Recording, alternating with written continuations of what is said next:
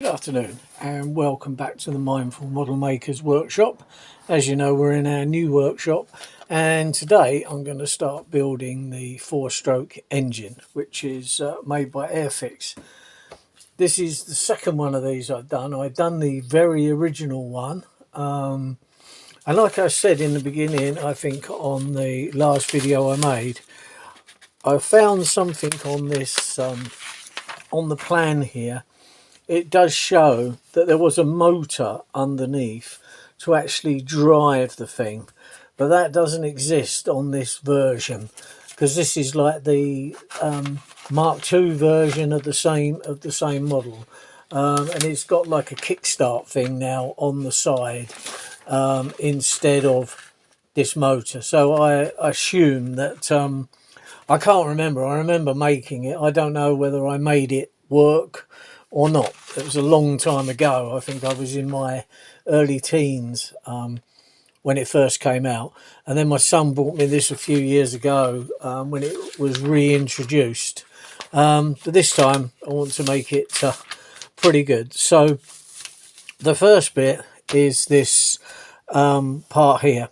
So it's all to do with the crankshaft, the pistons, and the conrod, and the pins, the gudgeon pin that goes through, and all the other various bits.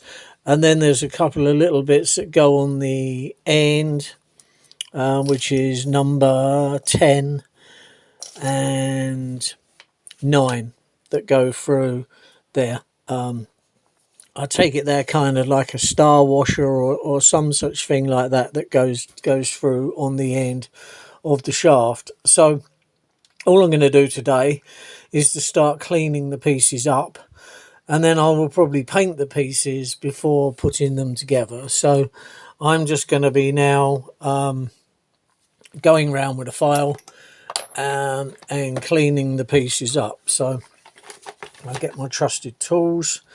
I will probably sit down for this one and probably chat as we go. So I've got some files here, various bits and pieces that I need. I've got an emery board, so that's what I'm going to do. So I'm going to sit myself down below like so and start to clean up the bits. It's always good to clean up the bits, and then probably before I paint them I should probably wash these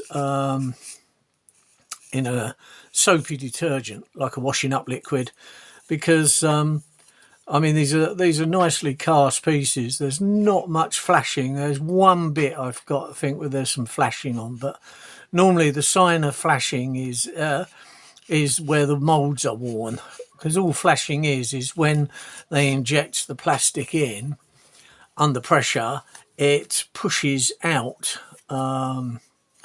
around where it shouldn't, because if the mold is pretty tight, then it doesn't come out. So all I'm doing is where I've cut it from the sprue, I'm just taking off the little areas that were there. So I use side cutters, or you can call them sprue cutters. They're a cross between the two, I think, what I've got.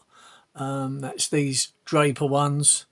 They're very sharp. You have to be very careful on some parts, because some parts are so fine that you could, as you cut it, you could snap the thing in half. So have a look first at how you're going to release the parts, especially on the very small parts, because this is all a part of making the model, really. So we're just cleaning these bits up now, and so anyway, this is the first model to be made in this workshop. I've completed all what I'm going to do now. All the stuff that I transported from the other place is now here.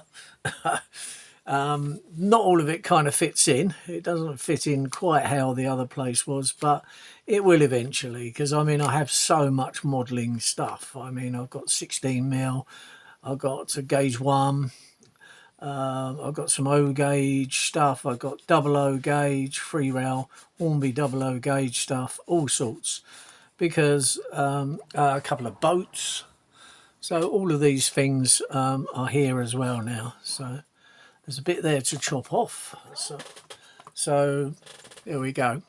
Let's cut this off here like so. That's it. So we're just filing around now to lose that. And then what I'll do, I'll get the paint. I may brush it. If not, I will spray. I'll have a look in the model shop, because good thing is where we've moved to now, there is actually a model shop. So it's quite easy to get the stuff. I don't have to keep ordering everything, because it's nice to just support your local model shop if you can. Because we don't want them to stop. Yeah, it's all right where I was living before there was nothing. So 99% of what I purchased online. But reason is there's nowhere else to buy it. So if I could find paints and things, different things, some of the little DIY places, and one or two I found, one or two of the garden centres, if they stock Airfix kits and other makes of kits, of course, they sometimes, you'll find they do paints as well. So garden centres are sometimes a place, and sometimes they do fillers and various other bits and pieces as well. So yeah, brush cleaner, that kind of thing, and your plastic adhesive as well. So there we are. So all I'm doing here now is just going around with a file, just neatening up all the bits so that when it's painted, and then what it will do is get degreased by a bit of washing up liquid in some warm water, let it soak, dry the pieces off afterwards, and then any of the release agent will have gone. And what the release agent can have an effect on is when you're trying to paint it, it's like if you're painting a paint on a surface that's a bit greasy or oily, you'll see that the paint doesn't spread on properly. It kind of separates and goes all blotchy, and that's because there's probably an oil or something present which the paint doesn't like. So it's always best to do that.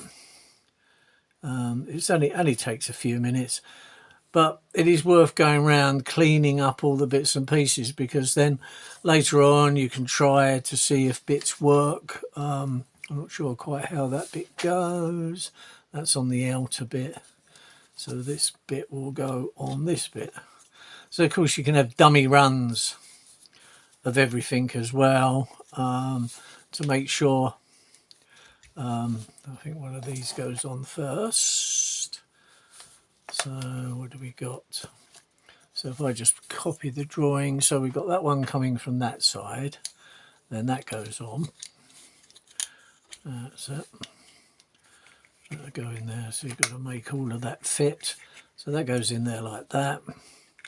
And that does not, yes it does, it goes through there, but because the one coming from the other side, so this one has got to go on here. It is a nice model. It's quite big. I mean, I think the skill in this one is making everything fit properly. That's it. So there we are. Let's take that back out, if we can get it out. That's the other thing.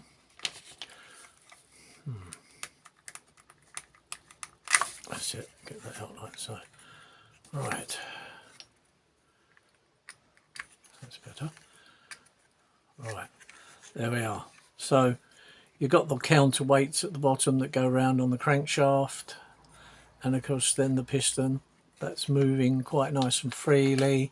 Then you've got a gudgeon pin that goes through, and that will go through and hold the actual cylinder piston, I mean, on top inside the cylinder. So they will go together like so, and then you have what they call a gudgeon pin that goes through the middle of that, and of course that rocks backwards and forwards as well. So there we are. That's roughly the first stage of the build of the Airfix 4-stroke engine. It's, as you can see, it's a lovely size. and